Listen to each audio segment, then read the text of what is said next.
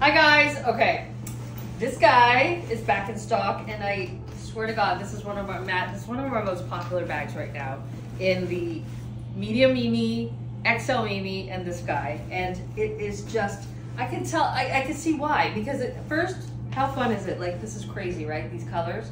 And then it's light.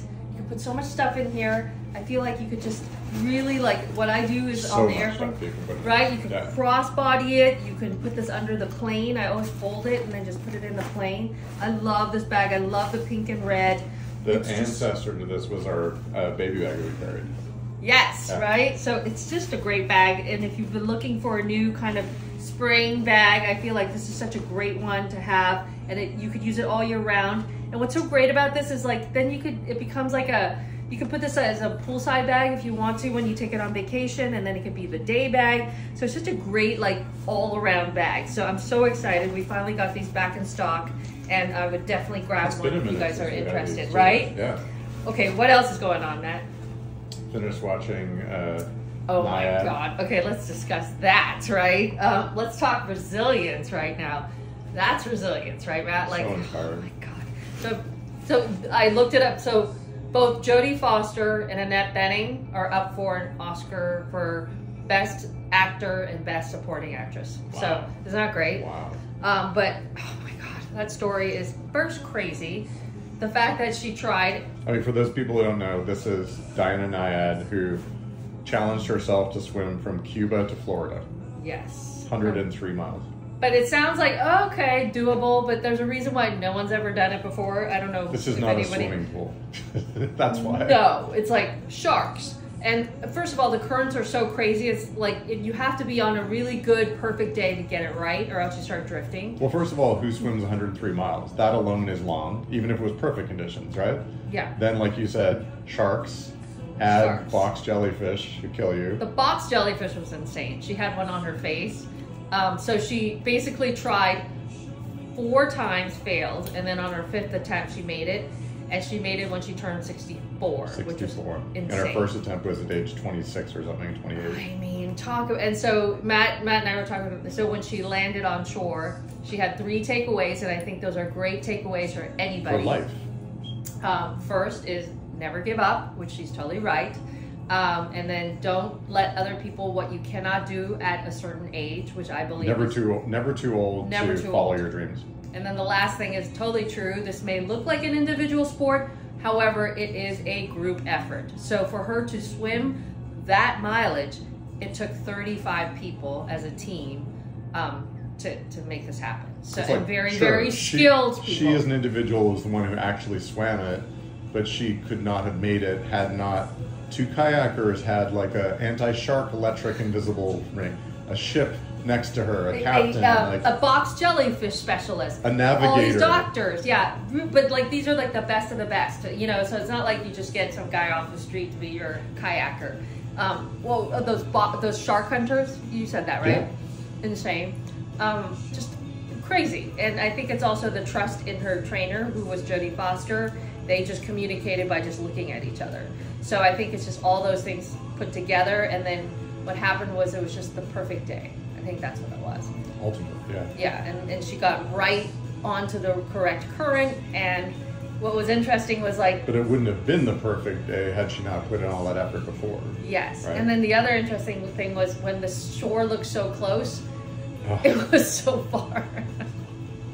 And I think that really taught me a lot, where it's like sometimes when you're, you know, like when you're doing some task that's... And I also believe that one needs to engage in tasks that are really difficult like that in order to become better as a person. And I think the takeaway also is it doesn't matter what age you are, you know, so it might be just, you know, I want to get to lifting 50 pounds or what, I don't know, whatever it is, but it takes a lot of little tiny weights until you get to 50 pounds. But I think what's interesting also is strength is also, sometimes you're like, I'm too old to do that.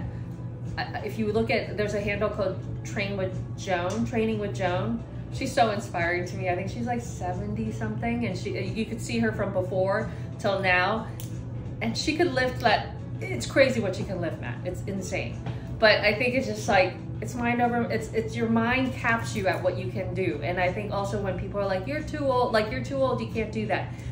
I don't, unless, you know, like obviously you have to be careful and stuff like that, but I sometimes feel like people who are older think that they can't walk a certain length. And I feel like it's all in your head. And I think you can do harder things than you actually think you can. So it's pretty interesting. So definitely watch that if you have a chance. On Netflix. I think it'll really inspire, and it's just all about, I think it's just how are you resilient? And, you know, and I think it's a lot of things that make you get that confidence, you know? So, but the one thing is just, it's the consistency. And what she said was, I have to get up and do it again, you know? And I think that's what it is. It's just getting up and you're in it. And I think that's the other thing that, you know, I watch a lot of endurance videos, and I don't know why. I'm very fascinated by them. And I love, I'm really into endurance running. I think in the back of my head, I think I would like to do that sometime in my lifetime, but I mean. Well, you're already in an endurance race. I think that's, I mean, you do your running every day. Yes. But this business we're doing is an endurance race. True. But so she was in a race. This woman, this is another woman that you should look up if you're interested in this stuff. Her name is Sally McRae. She's known as the Yellow Runner because she wears the color yellow. And so she was running this crazy Cocodona 250-mile race. And I think 11 miles into it, she realized that her socks were wrong, and she started getting a blister. And then her blister got so bad where it was basically like a hole in the back of her. Did they say it was like exposed bone? Yeah, it was pretty bad. Not pretty bad, it was horrible. Most people would be tapping out, I think, by... It was like a wound. 2 miles into it, you know, like after that. But she just kept moving. But so she said, you know, when she was in the middle of this race and she had like another 150 miles to go, she was like, I could have really been angry with myself for just making that really novice error. But I think what kept her moving was that, and I thought that was interesting, where she said, I'm in it. So I might as well just be in it instead of like thinking about, oh, what I could have done, what I should have done. She said, I'm in the pain. Correct, yeah. But you don't have a choice. Either you could just stop and be like, I'm sick of this. I don't, you know, I made a dumb error. The fact of the matter is, you're in the pain. So what are you gonna do? What are you gonna do now? Just go with it, right? And if you have the will, go with it and just keep pushing. But obviously, like Diana, like there was circumstances. She didn't want to get out of the water that 1/4 time, but come on, Matt, like. She had to, like, the boat was sinking. The boat was sinking, and everybody else would have died. And she's like, oh, keep going. I'm like, are you insane? I can't even see you. The waves are like so high. She's like, I'm like, are you joking? So there is times when you're just like, okay, I gotta tap out. So you gotta call it. It sucks, but yes. So, anyways, message of the day: keep going. Right? Never give up. Never give up, and it's never too late. Never too late to take on something that you think you cannot do. So. Try it out. Try something small, and then move up to it. I'm not saying it's easy, but try it. Okay. Right. Bye, guys. You might like it. Bye.